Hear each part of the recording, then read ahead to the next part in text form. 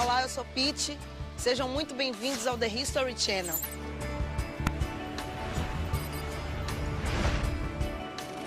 Existem fragmentos históricos ocultos no coração das cidades.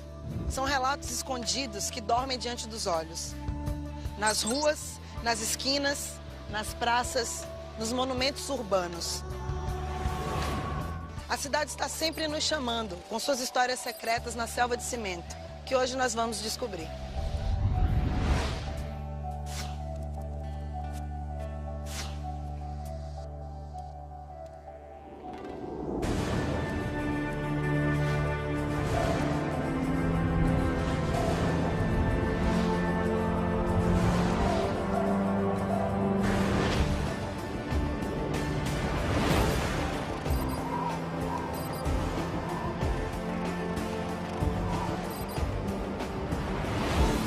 Eles tramaram essa revolta com muita consciência. Pereceram nesse naufrágio cerca de 500 pessoas. E a festa do Bonfim simboliza o convívio entre o catolicismo e o candomblé. Foi uma obra de engenharia fantástica, principalmente se nós considerarmos que foi feita por um homem que não era engenheiro. E o mercado modelo era um dos poucos mercados existentes na cidade de Salvador. Eles queriam levar para mais gente possível, levar. E aí, o carnaval era aquele momento, né? A polícia entrava nas casas do candomblé, quebrava tudo que tivesse dentro da casa. A história de Salvador é tão antiga quanto a do próprio país. Foi nessa Baía de Águas Calmas que, em 1501, um ano após o descobrimento do Brasil, os primeiros navegantes a desbravar o novo continente encontraram refúgio. A cultura que vem de Salvador se tornou símbolo no Brasil e no mundo inteiro. A cidade é o berço do trio elétrico, da capoeira e de algumas das maiores lendas da música brasileira.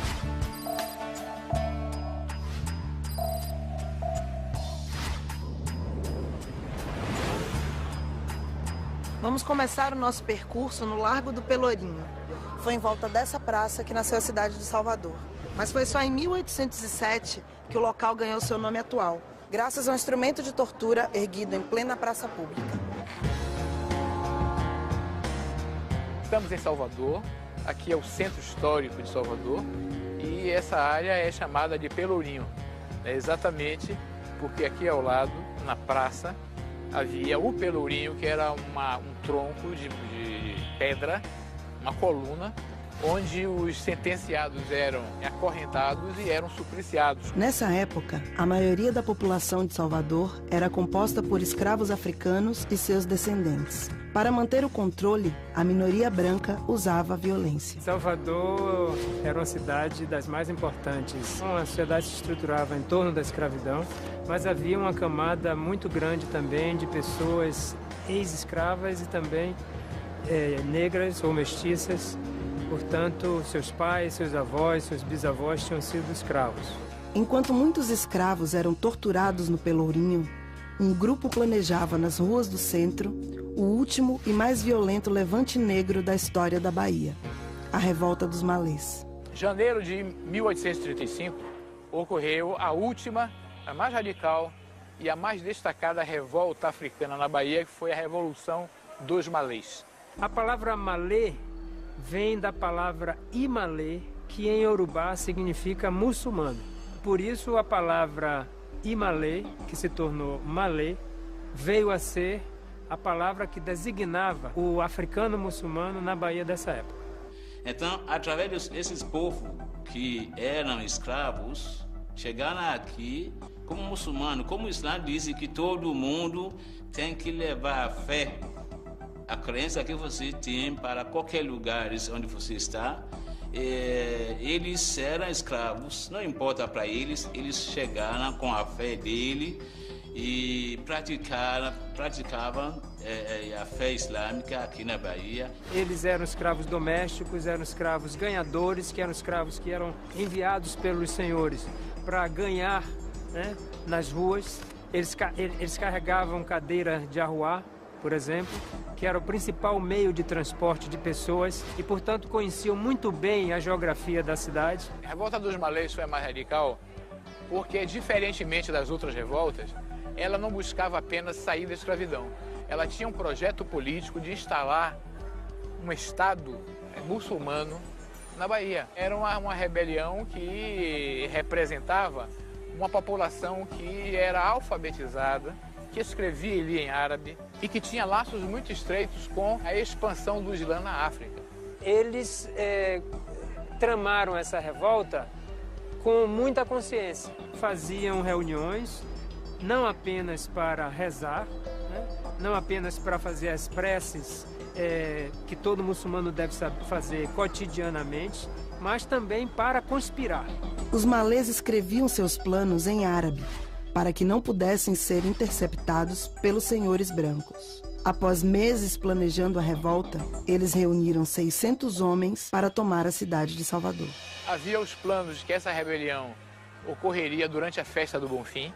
Era também uma tradição de rebeliões escravas, de que esses levantes ocorriam quando os senhores estavam na festa católica na igreja, dia de domingo. Ele sabia que vai ter feriado, eles vão conseguir mexer em muitos lugares. Então, eles planejaram e colocaram as pessoas no lugar, os soldados deles, os militares deles, no lugares específicos. O movimento foi denunciado. O presidente da província, que equivalia ao governador do estado da Bahia, colocou a polícia nas ruas, mandou que a polícia investigasse os lugares que tinham sido denunciados, e no momento em que uma patrulha de polícia tentou adentrar uma dessas casas, os rebeldes saíram e a revolta começou assim, fora do momento planejado. Depois, esse grupo saiu pela cidade gritando e chamando à luta aqueles que tinham sido avisados e mesmo os que não tinham sido, para se juntar ao movimento, né? E uma das coisas que eles atacaram logo no início foi a prisão municipal, onde estava preso um dos principais líderes da comunidade muçulmana. Na prisão, os malês tinham um objetivo: libertar um de seus líderes mais importantes, Pacífico Licutã. Ele não estava preso por subversão política, não estava preso porque fosse um escravo rebelde. Ele estava preso porque o proprietário dele tinha sido processado por dívida, então ele foi confiscado para ir a leilão. Mas o ataque foi um fracasso. Os rebeldes foram surpreendidos por dezenas de guardas. Sem saída, fugiram por Salvador, tentando chamar outros escravos para a causa. Mas a revolta estava destinada à derrota. Então, depois de ter várias escaramuças em diversos locais da cidade e vários grupos espalhados pela cidade, eles descem, já tentando fugir, né, de Salvador, para alcançar o Recôncavo. O Recôncavo que começava onde hoje Salvador termina. Mas essa rua daqui levava eles para fora da cidade. Nessa saída da cidade, eles foram barrados pela cavalaria. E aí sim houve uma última batalha, onde morreram cerca de 80 rebeldes. A revolta abalou a sociedade da época e as punições contra os malês foram duras. 4 foram condenados à morte, dezenas enviados para a África e muitos terminaram no Pelourinho, recebendo penas de até 1.200 chibatadas. Bom, eles foram massacrados, todas as lideranças, todos os fiéis identificados como muçulmanos foram expulsos da Bahia para a África, né? E se passou a fazer uma limpeza étnica, tudo que pudesse representar islamismo, malê, isso passou a ser o objeto de uma repressão rigorosa. Disse que com esse Islã saiu na mapa naquela época, porque ninguém tinha coragem para declarar que ele é muçulmano, porque medo. A revolta de 35, ela foi reprimida com tamanha força, porque foi uma revolta que aconteceu no centro do poder, né, político. Todo o país, em todo lugar, todas as províncias, foram feitas leis para que se aumentasse a vigilância dos africanos, né? Dos escravos do modo geral, mas principalmente dos africanos, né? Então foi uma repressão que na verdade irradiou da Bahia, mas alcançou todo o país, né? por causa desse medo, essa coisa que é extraordinária. E o medo que foi aumentado pelo mistério das letras árabes. Até hoje, a revolta dos malês é lembrada como um dos mais importantes levantes de escravos da história do Brasil. Se os rebeldes africanos tivessem vencido, Salvador poderia ser uma cidade completamente diferente. Se a revolta de 1835 tivesse sucesso, eu acredito que nós teríamos uma sociedade onde a religião islâmica seria bem mais presente, mas também acredito que seria um Islã bem brasileiro. Imagina se a luta dos malês foi positivo, foi realizado como ele estava planejando. Aqui seria hoje como Estado Islâmico. A Bahia deveria ser assim, 365 mesquitas ao invés de 365 igrejas.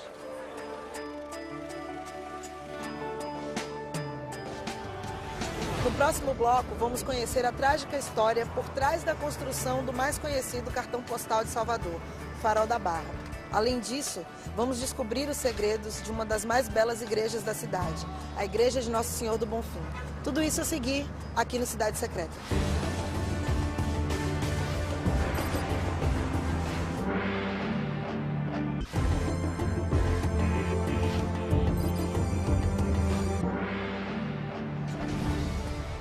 Estamos no mais belo cartão postal de Salvador, o Farol da Barra. Centenas de turistas vêm aqui todos os dias apreciar o imperdível pôr do sol. Mas o que poucos sabem é que esse farol só foi construído após um dos mais trágicos naufrágios da história da Bahia.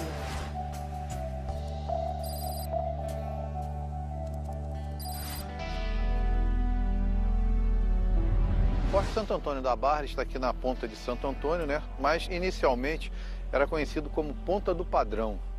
Ponta do Padrão porque foi o local onde os portugueses colocaram o primeiro marco de posse da terra na sua viagem de conhecimento, desbravamento do litoral brasileiro em 1501.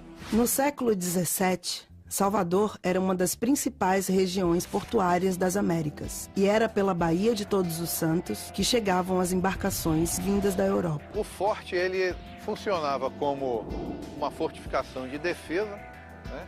E também como um avisador, né? Também era conhecido como vigia da barra. Qualquer navio que chegasse, que fosse considerado inimigo ou algum fato inusitado que ocorresse na entrada da barra, o forte avisava a cidade por meio de tiros de canhão. Mas, nessa época não havia nenhum farol que ajudasse a navegação das imensas embarcações que chegavam à costa. Em 1668, mais precisamente a 5 de maio de 68, uma frota que estava chegando de Lisboa, com cerca de 50 navios e capitaneada pelo galeão Sacramento, Santíssimo Sacramento, ela estava chegando a Salvador.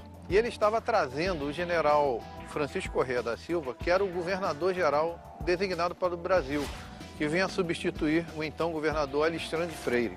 Quando o galeão Sacramento chegou à região, uma forte tempestade atingia Salvador.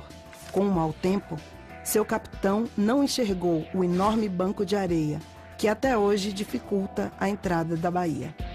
O galeão português era um navio que não tem assim, um formato de casco perfeitamente definido, né? Era um navio feito para a batalha, feito para fazer a escolta dos navios mercantes nessa carreira das Índias, e nesse final de tarde, cerca de 18 horas, o navio bateu no banco de areia, no banco de Santo Antônio, e naufragou por volta de 23 horas. Né? Feito para enfrentar grandes viagens oceânicas e projetar o poder militar de Portugal pelo mundo, o galeão Sacramento acabou destruído pelo banco de areia. Horas depois, só restavam destroços boiando no mar. Na carta do governador Alexandre Freire, ele relata para o governador de Pernambuco que pereceram nesse naufrágio cerca de 500 pessoas, né? E salvaram-se cerca de 70 marinheiros. Né? O governador, toda a sua equipe de governo, o comandante do navio, a oficialidade do navio, todos esses pereceram no naufrágio. A morte do futuro governador no naufrágio motivou a construção de um farol no Forte da Barra. E o naufrágio dele, então, se tornou emblemático em função justamente dessas pessoas que estavam embarcadas nele, né? E essa necessidade da sinalização então se tornou mais evidente e aquelas solicitações dos navegantes, dos navegadores, né, passou a ser ouvida com mais atenção pelos governantes, né? Então, a partir daí, começou-se a pensar na instalação do farol, né, com mais seriedade, fato esse que ocorreu quando da reforma do forte no final do século XVII. Esta é a torre atual do farol, que foi instalada em 1837. Com uma torre de 37 metros, o Farol da Barra foi o primeiro a ser construído em todo o continente americano, para proteger os marinheiros de desastres como o do galeão Sacramento.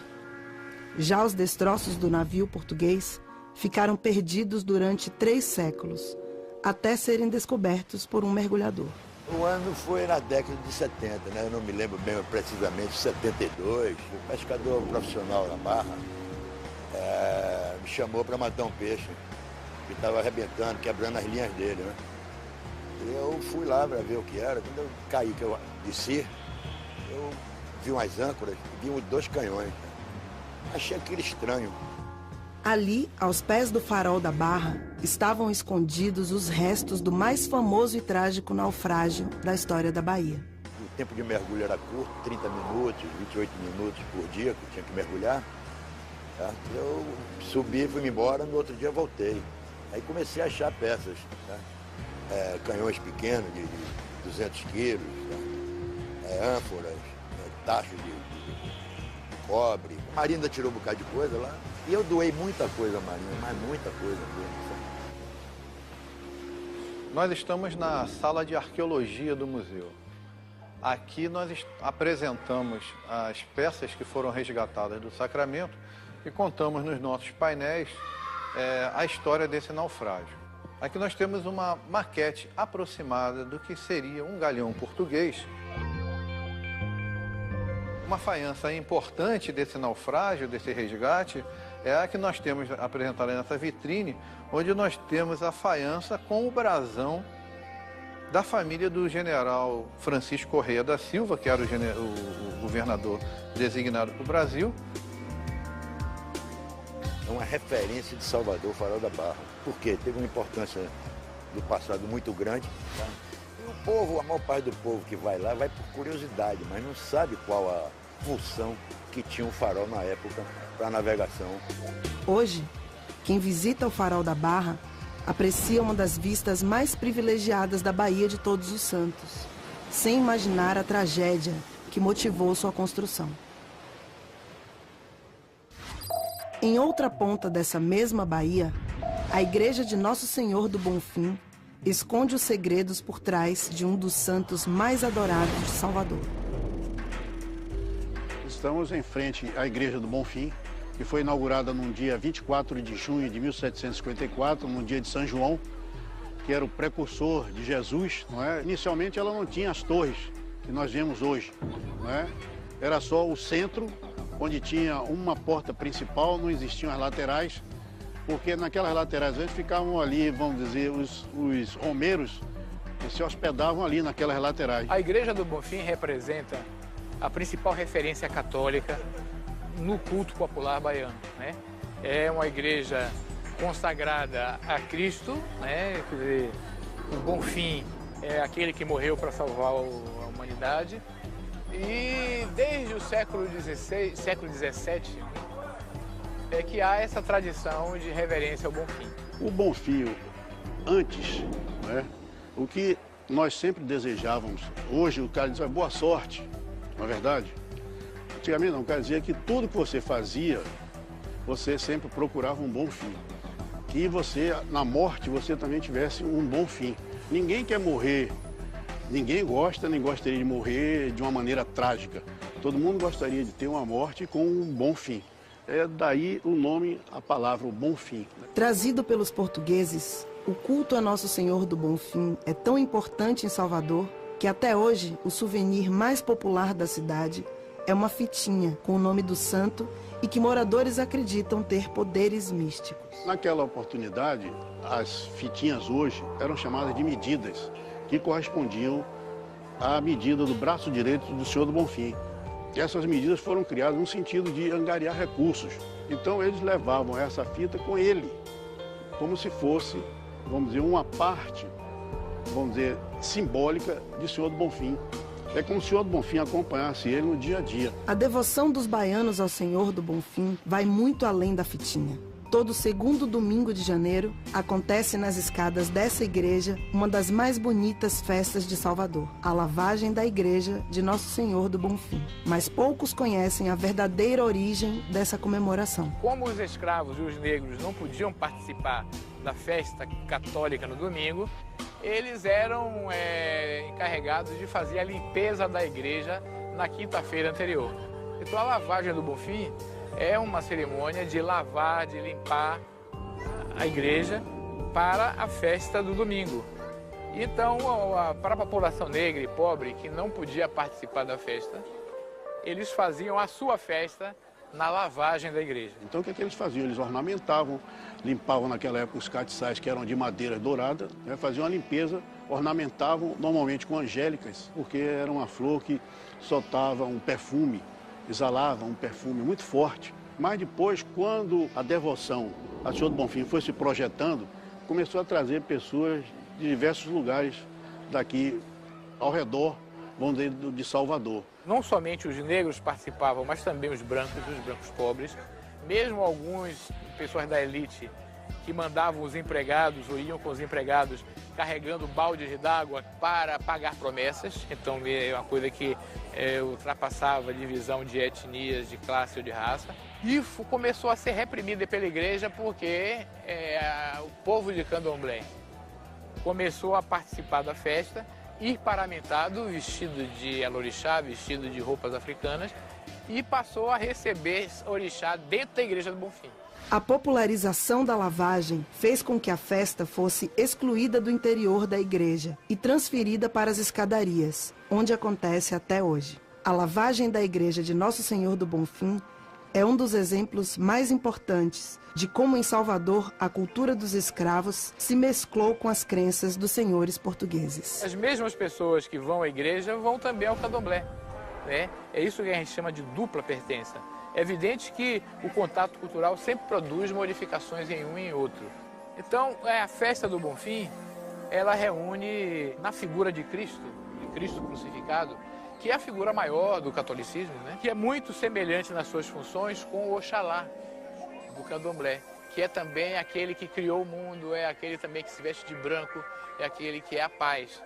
Então se começou a associar no Bonfim o culto ao Oxalá, o culto a Cristo.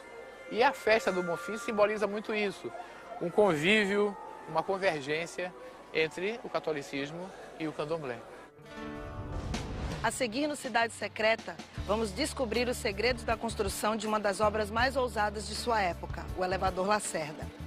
E vamos revelar também os mistérios de um dos principais pontos turísticos de Salvador, o Mercado Modelo, que foi misteriosamente incendiado 2 vezes.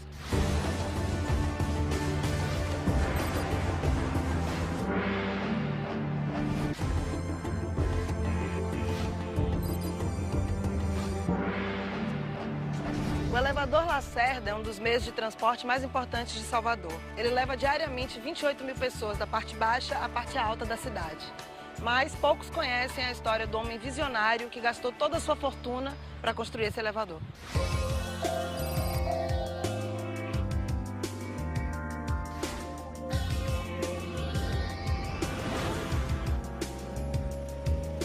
Quando Salvador foi fundada, então a Praça Municipal era a Praça dos Três Poderes. Era chamada Praça do Palácio ou Praça do Mercado e aqui embaixo o Porto. Então, para ligar o Porto com esta praça, com a cidade propriamente dita, que era murada, tinha que ter uma espécie de um guindaste, ou seja, um plano inclinado para mercadorias, não para pessoas. E as cargas que chegavam no porto eram puxadas para o alto através de uma rampa puxada por cordas. E eram os escravos que puxavam, enrolavam essa corda e os volumes eram transportados por cima da rampa até chegar lá em cima. O guindaste encurtava o caminho das mercadorias. Já a população precisava enfrentar diariamente as enormes ladeiras que ligam as duas partes da cidade. filho de uma das famílias mais ricas de Salvador, Antônio Lacerda, tinha uma solução para esse problema: construir um elevador de 70 metros de altura que perfurasse a rocha até a Cidade Baixa. Foi uma obra de engenharia fantástica, principalmente se nós considerarmos que foi feita por um homem que não era engenheiro. Ele contou com a ajuda do irmão.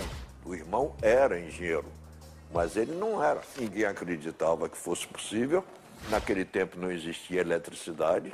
Naquela época, o maior elevador do mundo era o do Albert Hall, em Londres, com 47 metros de altura. Realizar um projeto desse tamanho no Brasil parecia impossível. Ignorando a opinião pública, em outubro de 1869, Antônio de Lacerda começou a construção de uma das obras mais ousadas de sua época: um elevador hidráulico perfurando o morro que dividia a população de Salvador. Então a rocha foi perfurada para que 2 cabines descessem por dentro da rocha até chegar ao nível do chão na Cidade Baixa. E lá, na Cidade Baixa, teve que ser construído um novo túnel para chegar até o ponto em que as cabines chegassem embaixo. Era um elevador hidráulico na base de injeção de água. Era um grande parafuso sustentando as cabines. Quando uma cabine descia, a outra subia. Era uma alternativa, obviamente. A obra demorou 4 anos para ficar pronta. E em dezembro de 1873, a sociedade baiana se reuniu em massa para assistir sua inauguração. O primeiro trajeto das cabines para considerar inaugurado, ele fez questão de descer, porque todo mundo tinha medo de que não desse certo. Então ele, para demonstrar que era seguro, ele entrou na cabine e fez o trajeto até lá embaixo, a Cidade Baixa, e depois subiu na cabine até a Cidade Alta. A notícia que se tem da época é que foi muito festejado, né? Que foi algo assim impactante, muito bem recebido pela população. Então o elevador Lacerda era um equipamento de conforto para a população. Mas, para conseguir que a obra fosse realizada, Antônio de Lacerda teve que usar sua própria fortuna. A grande dificuldade que teve o Antônio de Lacerda foi dinheiro, porque custou muito cara a obra. E o principal financiador da obra foi o pai dele, que tinha bastante dinheiro. Mas ele também, como herdeiro, teve que pedir ao pai o adiantamento sobre a herança que ele iria ter e empregou esse adiantamento da herança na construção. O que o elevador rendia não era o suficiente para resgatar todo o dinheiro que ele havia empregado na obra. O Antônio de Lacerda morreu pobre. Ele não teve lucro com o elevador, porque ele não era um homem de negócios. Ele era um utópico, era um grande idealista. Eu acho que ele se sentiria muito orgulhoso de ver que a obra dele sobreviveu. E está se perpetuando, porque já venceu mais de um século, ou seja, no mínimo 5 gerações da Bahia já se utilizaram desse equipamento e muito mais irão se utilizar. Antônio de Lacerda merecia muito mais do que o nome que se deu ao elevador, merecia uma estátua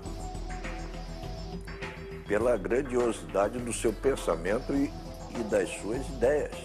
Hoje, os moradores de Salvador gastam 5 centavos para chegar em poucos segundos até a Cidade Alta, sem imaginar que aqui está enterrada toda a fortuna de um dos homens mais visionários de sua época. Logo na saída do elevador Lacerda está um dos locais mais famosos de Salvador, o Mercado Modelo. Nós estamos no Mercado Modelo, é um dos principais pontos turísticos da cidade de Salvador. É o terceiro monumento mais visto no Brasil, perdendo só para o Pão de Açúcar e o Cristo Redentor. Este prédio era uma antiga alfândega, a terceira que a cidade teve. Mas antes dele, ao lado dele, existia um mercado que foi construído no começo do século XX, quando da realização das obras do porto. Era um mercado com uma estrutura metálica importada da França e que funcionou durante um período muito grande. Sofreu alguns incêndios, 3 pelo menos, e o Mercado Modelo era um dos poucos mercados existentes na cidade de Salvador e grande parte da população se abastecia nele. Mas, naturalmente, sujava e criava alguns incômodos para a população, de comerciantes, vizinhos e tudo mais. Em uma madrugada de agosto de 1969, um incêndio sem precedentes atingiu o prédio do Mercado Modelo de Salvador. As chamas eram tão altas que podiam ser vistas a quilômetros de distância. Mas, até hoje, permanece um mistério sobre esse acontecimento. Houve muitas suspeições. Primeiro porque havia necessidade de fazer uma ligação entre uma avenida de contorno que acabava de se fazer e a Avenida da França, que seguia o cais. E, inclusive, isso foi objeto de cogitação, de se fazer um novo mercado, coisa que vale. Aparentemente, houve uma série de fatores que resultaram nesse incêndio. Na época, o incêndio levantou suspeitas entre os comerciantes. A prefeitura, então, tentou usar um curto-circuito como justificativa para o acidente. Mas logo foi comprovado que as instalações elétricas tinham sido recentemente substituídas.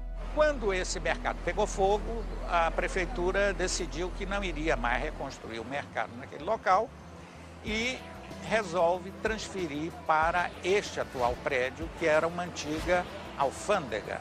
As autoridades, a prefeitura, o governo do estado e o governo federal se empenharam em recuperar o Mercado Modelo, já que o prédio foi completamente destruído e precisou ser derrubado.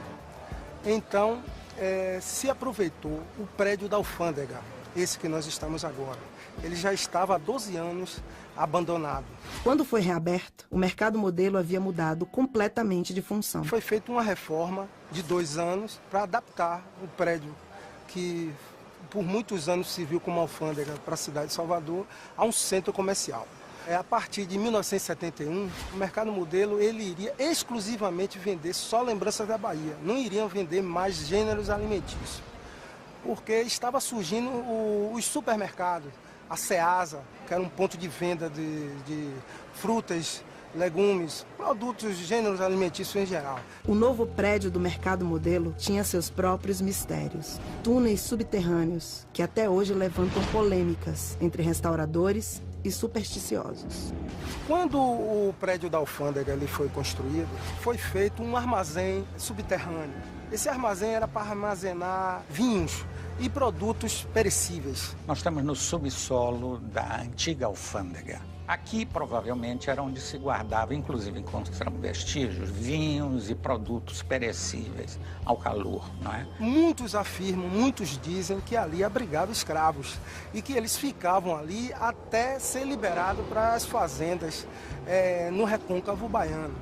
E algumas pessoas, as pessoas mais antigas, dizem que à noite, os vigias, principalmente os vigias, houve coisas caindo dentro do mercado, correntes batendo na parede, batendo nas águas, nas escadas do subsolo. Mas são lendas, são histórias que a gente não tem uma comprovação formal, mas são histórias contadas pelo povo e a gente não deve deixar de ouvi-las. Mas não é com verdade, coisa que se divulga que aqui eram mantidos escravos, presos, isso não há nenhuma indicação nesse sentido.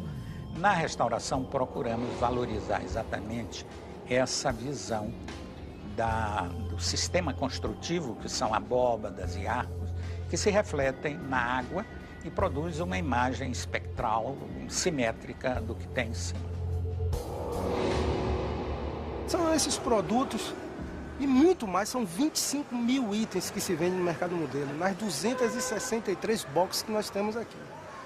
Então o Mercado Modelo é famoso na cidade porque ele é um centro de venda de artesanato. Não só de artesanato da terra, da Bahia, mas também de todo o Nordeste.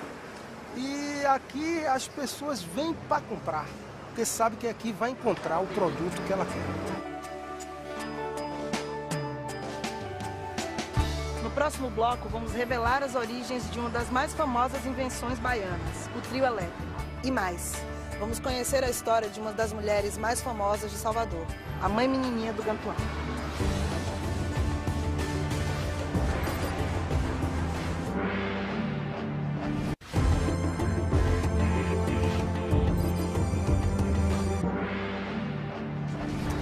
Essa praça homenageia Castro Alves, um dos mais importantes poetas de Salvador.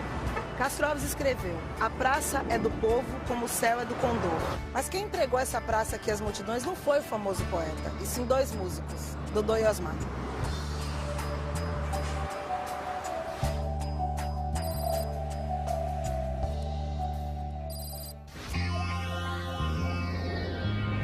Estamos na Praça Castro Alves, que durante muitas décadas foi o centro do Carnaval de Salvador. Por aqui passavam todos os blocos, todas as batucadas, todos os cordões. E a partir dos anos 70, 80, até os anos 90, o encerramento do Carnaval era aqui na Praça Castro Alves, até a quarta-feira de madrugada. Todo mundo que estava disperso em outras avenidas, em outras praças, vinha para cá, né? E um dos espetáculos mais bonitos era ver o sol descer nessa direção, de forma que ficasse praticamente na mão do poeta.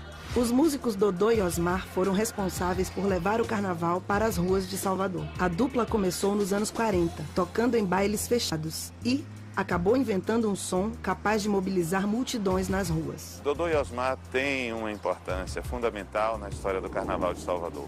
Dodô era eletrotécnico, consertava aparelhos eletrônicos, alto-falantes, rádios, vitrolas, coisas assim. Osmar trabalhava com peças de metal sob encomenda. Então os dois saberes juntos confluíram na produção de um tipo de som especificamente montado para o carnaval. Antenados nas novidades tecnológicas que surgiam, os músicos procuravam soluções para amplificar o som de seus instrumentos. Uma das coisas mais interessantes dessa história, no seu início, foi que eles precisavam produzir um instrumento que não desse microfonia na hora do cortejo, no carnaval. Então eles experimentaram várias vezes até descobrir que o cepo maciço da guitarra não produzia microfonia, não produzia distorção, como hoje se diz. E assim eles foram experimentando até chegar a um tipo de uma guitarra, pequena, que tinha as mesmas 4 cordas do bandolim, né? E que tinha um som, né, ideal para ser amplificado naquele tipo de alto-falante chamado corneta mamão, né, a partir do trio elétrico. Eles, na época que eles foram para comprar esse instrumento, eles disseram assim: poxa, vamos quebrar o nosso, né? Vamos fazer um instrumento, vamos fazer esse instrumento maciço, como tal, né? Tanto é que eles fazem um formato todo de um pau, é tudo assim, né? E disseram assim: vamos quebrar nosso instrumento e a gente tirar só o braço e botar nesse pedaço de pau, jacarandá da Bahia, né? E aí disse: poxa, mas se não der certo, nós vamos perder nossos instrumentos, né? Aí disse assim: não, vamos na loja comprar. Quando chegaram lá, aí olhou e disse assim: eu queria testar um cavaquinho, que ele queria o braço do cavaquinho, né? Trouxe, testou, aí, poxa, é bom, menino vendedor, é bom, esse é bom, não vai durar, é forte. Ah, é muito bom, forte e tal. Ele aí pegou, chegou o instrumento assim na quina do balcão e aí, pá, aí, pá, pá, o menino ficou doido. Aí Dodô tava de junto, fez: agora me deu o violão. Aí o cara ficou doido, disse: poxa, foi chamar o dono da loja, disse: tem um maluco aí quebrando um instrumento e quer quebrar o violão também. Eu vim chamar o senhor, vamos chamar a polícia, o espanhol veio de lá louco, né? Disse: o que é isso, tal? Ele disse: não, nós vamos pagar. Ele disse: então tem violino, tem violão, pode ver aí todas essas. E aí levaram o instrumento e o braço para fazer os paus elétricos. Dodô e Osmar inventaram um precursor da guitarra. O instrumento ficou primeiramente conhecido como pau elétrico e depois foi rebatizado de guitarra baiana. Com seu som elétrico, eles estavam prontos para conquistar as ruas de Salvador e, para isso, usaram o carro de Osmar. Então eles inventam um instrumento, eles inventam uma forma de se tocar, um estilo assim, né, de se fazer aquele som, e botam aquilo num carro. Eles queriam levar para mais gente possível, levar. E aí o carnaval era aquele momento, né? Botaram ali uma boca de som, um projetor para frente, um projetor para trás, e foram tocando ali com os percussionistas, né, o pessoal que ia no batuque e tal, e acompanhando, andando, e entraram nesse curso em 1950, né, que o curso vinha com os carros alegóricos dos clubes carnavalescos, assistindo aquilo, aplaudindo, jogando confete, serpentina. De repente vem um carrinho naquele meio ali,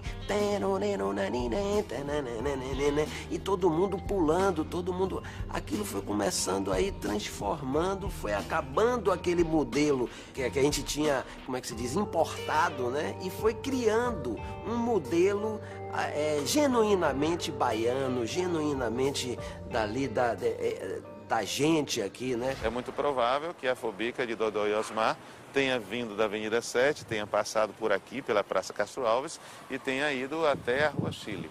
Tem um momento muito interessante quando eles vão para a rua com esse carro e que eles vão andando e tá vindo de lá um clube carnavalesco desse, não tinha som, era só o desfile, né, de carro alegórico. E aí, quando a Fobica vem com aquele sonzinho das guitarrinhas tocando, aquela coisa, os cavalos começaram a empinar, começaram a derrubar os cavaleiros. E aí, meu pai dizendo, pô, para o carro, para. Ele disse assim, poxa, já quebrou embreagem, motor, freio, é o povo que tá empurrando, não tenho mais controle, só tô dirigindo. Em pouco tempo, a dupla decidiu trazer um terceiro integrante para a banda. Ficaram conhecidos como o Trio Elétrico. Aí, como eram 3 instrumentos aí agora, aí passou a ser o nome do grupo deles de Trio Elétrico. Então o nome era O Trio Elétrico. E eles ficaram a década de 50, a década de 60, conhecido como O Trio Elétrico. Ninguém sabia quem era Dodô e Osmar. O trio era todo instrumental. Toda a época do Dodô e Osmar, até 1973, era só instrumental. Por isso, essa identidade musical de Dodô e Osmar, que influenciou, né, toda a música baiana. Hoje, o Carnaval de Salvador é considerado o maior carnaval de rua do mundo, com milhares de pessoas pulando atrás dos trios elétricos que cruzam a cidade. Dodô faleceu em 78, por aí, e Osmar continuou até 97, 98, conduzindo, comandando a banda. E hoje os filhos dele, né, Betinho, André, Haroldo, Armandinho, continuam aí trabalhando para levar o som deles para frente. Turistas do mundo inteiro vêm para Salvador pular o carnaval de trios elétricos, sem imaginar a história da invenção de Dodô e Osmar. Não muito longe daqui, o Terreiro do Gantuá guarda a história de um dos mais importantes ícones religiosos da cidade, Mãe Menininha. Mãe Menininha do Gantuá, né, uma referência tanto para os terreiros de candomblé da cidade de Salvador, como também terreiros de candomblé criados em outros lugares do Brasil. É muito o que se pensar, né? O que é que tinha Mãe Menininha que transformou, né, o candomblé numa coisa antes, uma coisa ruim, né, numa coisa boa, numa coisa importante. No Brasil, para as religiões de origem africana, nós temos o candomblé e também a umbanda. O candomblé foi criado ao longo do período colonial no Brasil, principalmente a partir do século XIX, aqui na cidade de Salvador, Bahia. Mãe Menininha era bisneta de Maria Júlia da Conceição Nazaré, uma escrava trazida da Nigéria que, em 1849, fundou um dos mais importantes terreiros de candomblé do Brasil, o Gantuá. E aos 28 anos, Menininha assumiu o comando do terreiro. Essa casa é uma casa que a sucessão é familiar. Então, muito cedo, ela teve a necessidade de ser a líder dessa casa, de ser a mãe dessa casa. E a vida dela foi dentro do Gantuá, ela nasceu e se criou dentro do Gantuá. Desde o início, Mãe Menininha se mostrou uma mulher de grande habilidade política, que, com o tempo, conseguiu trazer aliados para o terreiro, revertendo a perseguição ao candomblé em Salvador. A polícia entrava nas casas do candomblé a cavalo, quebrava tudo que tivesse dentro da casa. Era um desrespeito que ninguém pode nem imaginar que isso aconteceu. Os candomblés eram considerados para a polícia, para a imprensa e até para o governo, né, local de devassidão, imoralidade, local de paganismo que não tinha a moral cristã.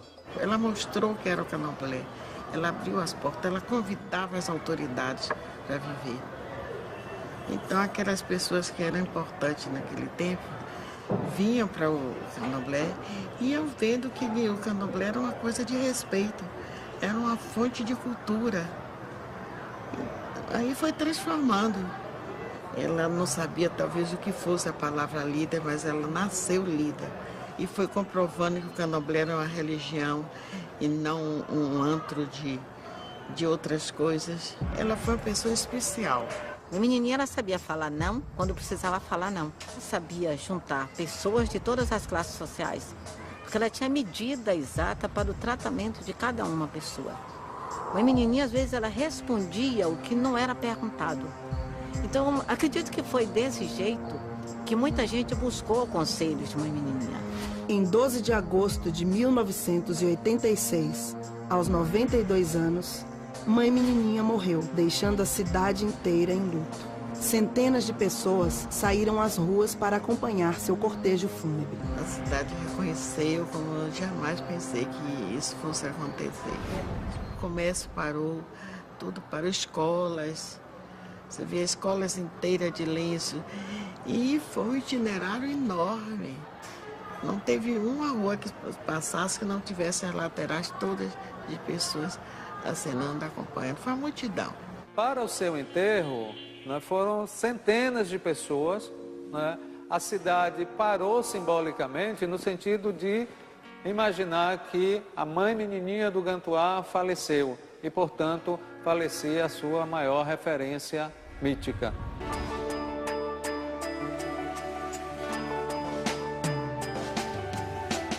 Ao Pelourinho, Salvador guarda a história de homens e mulheres que lutaram pela liberdade. Aqui, a fusão da cultura africana com a brasileira gerou alguns dos mais importantes símbolos da cultura nacional. As histórias nos trazem de volta ao ponto de partida, aqui, onde tudo começou.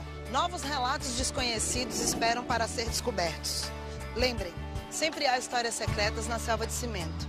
Eu sou Pete, para o The History Channel. Obrigada pela companhia.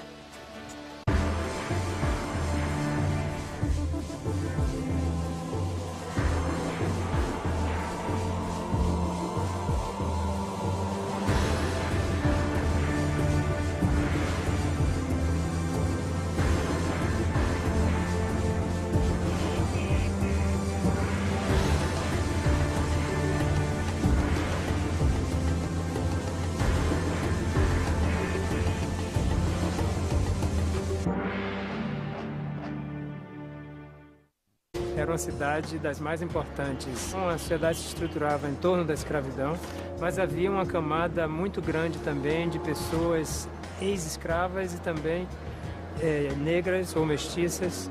Portanto, seus pais, seus avós, seus bisavós tinham sido escravos.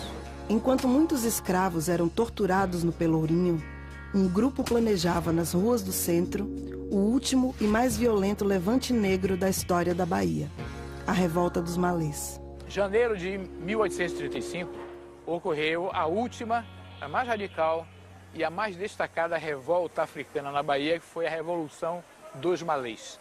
A palavra malê vem da palavra imalê, que em Yorubá significa muçulmano.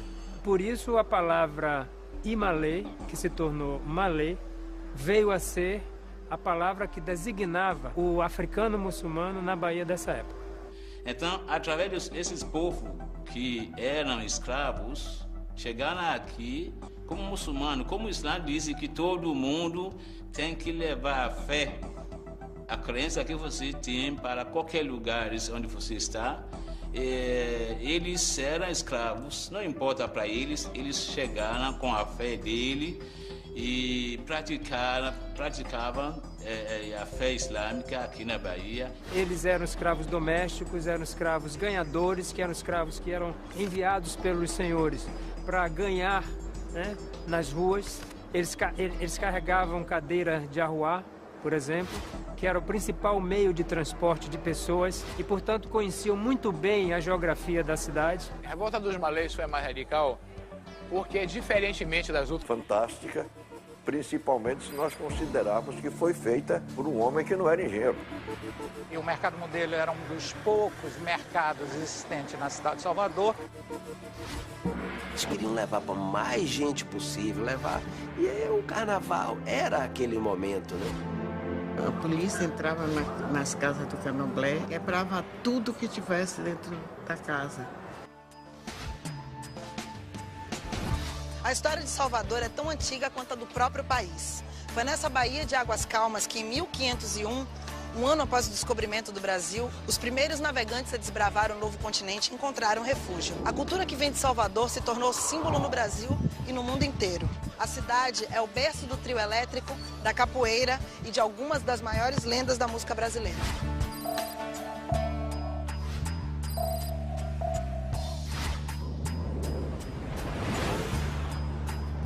Vamos começar o nosso percurso no Largo do Pelourinho. Foi em volta dessa praça que nasceu a cidade de Salvador. Mas foi só em 1807 que o local ganhou seu nome atual, graças a um instrumento de tortura erguido em plena praça pública. Estamos em Salvador, aqui é o centro histórico de Salvador e essa área é chamada de Pelourinho. É exatamente porque aqui ao lado, na praça, havia o Pelourinho, que era um tronco de pedra, uma coluna, onde os sentenciados eram acorrentados e eram supliciados. Nessa época, a maioria da população de Salvador era composta por escravos africanos e seus descendentes. Para manter o controle, a minoria branca usava a violência. Salvador... Outras revoltas, ela não buscava apenas sair da escravidão. Ela tinha um projeto político de instalar um Estado muçulmano na Bahia. Era uma rebelião que representava uma população que era alfabetizada, que escrevia e lia em árabe e que tinha laços muito estreitos com a expansão do Islã na África. Eles tramaram essa revolta com muita consciência. Faziam reuniões não apenas para rezar, né?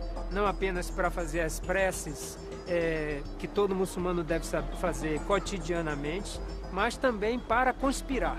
Os malês escreviam seus planos em árabe, para que não pudessem ser interceptados pelos senhores brancos. Após meses planejando a revolta, eles reuniram 600 homens para tomar a cidade de Salvador. Havia os planos de que essa rebelião ocorreria durante a festa do Bonfim.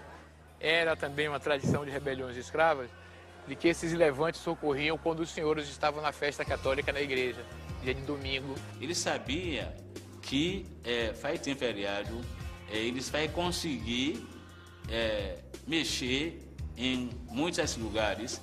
Então eles planejaram e colocaram as pessoas no lugares, os soldados deles, os militares deles, no lugares específicos. O movimento foi denunciado. O presidente da província, que equivalia ao governador do estado da Bahia, colocou a polícia nas ruas, mandou que a polícia investigasse os lugares que tinham sido denunciados e no momento em que uma patrulha de polícia tentou adentrar uma dessas casas, os rebeldes saíram e a revolta começou assim, fora do momento planejado. Depois, esse grupo saiu pela cidade gritando e chamando à luta aqueles que tinham sido avisados e mesmo os que não tinham sido, para se juntar ao movimento. E uma das coisas que eles atacaram logo no início foi a prisão municipal, onde estava preso um dos principais líderes da comunidade muçulmana. Na prisão, os malês tinham um objetivo: libertar um de seus líderes mais importantes, Pacífico Licutã.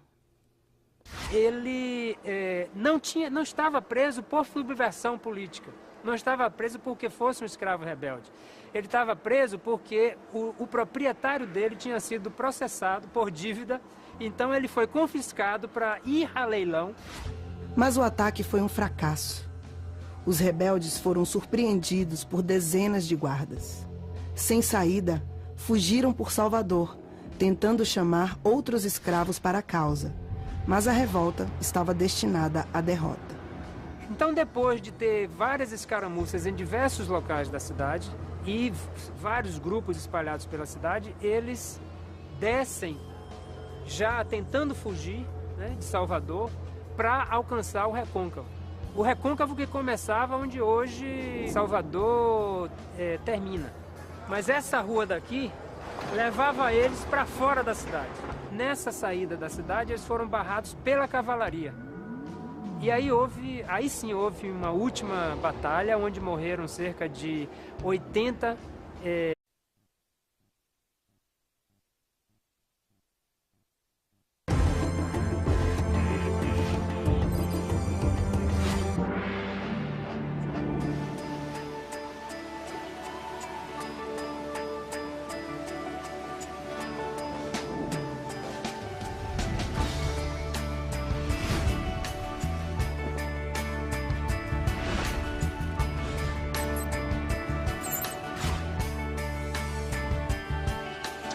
Olá, eu sou Pete.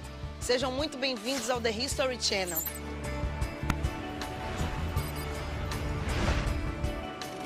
Existem fragmentos históricos ocultos no coração das cidades.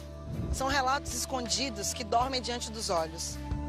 Nas ruas, nas esquinas, nas praças, nos monumentos urbanos.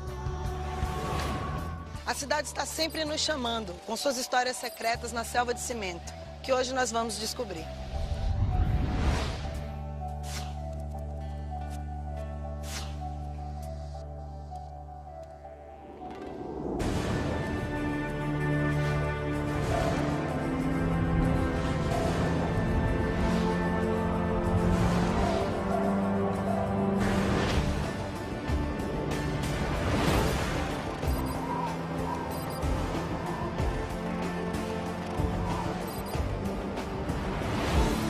Eles tramaram essa revolta com muita consciência. Pereceram nesse naufrágio cerca de 500 pessoas. E a festa do Bonfim simboliza o convívio entre o catolicismo e o candomblé. Foi uma obra de engenharia